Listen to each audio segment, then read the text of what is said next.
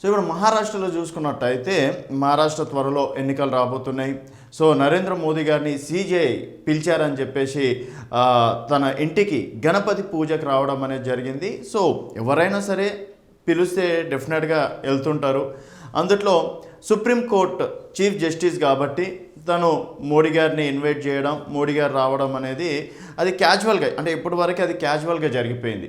So దీన్ని కొంతమంది శివసేన కావచ్చు, తర్వాత మహాగఠ్ పార్టీ వాళ్ళు ఒక్కొక్కరుగా ట్వీట్ చేస్తున్నారు. అసలు సీజేఐ ఇంటికి మోడీ రావడం ఏంది, ఎందుకంటే ఇది ధర్మాసనం ప్లస్ పొలిటికల్ రెండు వేరువేరుగా చూడాలి. అట్లాంటిది మోడీ ఇక్కడ రావడంతో గతంలో చూసుకున్నట్టయితే పాత కేసుల విషయంలో కావచ్చు, తర్వాత సుప్రీంకోర్టు కొన్ని కీలకమైన తీర్పులు కావచ్చు, అవన్నీ బీజేపీ ఎన్నికల నుంచి నడిపిస్తుందా అని చెప్పేసి కూడా కొంతమంది ట్వీట్ చేయడం అనేది కూడా జరిగింది.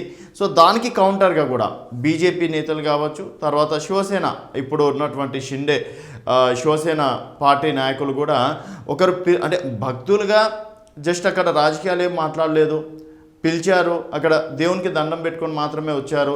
సో కావాలని ఎలక్షన్స్ ఉన్నాయి అని చెప్పేసి కావాలని దీన్ని రాజకీయం చేస్తున్నారని చెప్పేసి కూడా చెప్పడం అనేది జరిగింది. సో ఇక్కడ చూసుకున్నట్టయితే మరి మోడీ ఏదైనా చేస్తే మాత్రం అది సంచలనమే ఉంటుందని చెప్పేసి కూడా అందరికీ తెలిసిన విషయమే.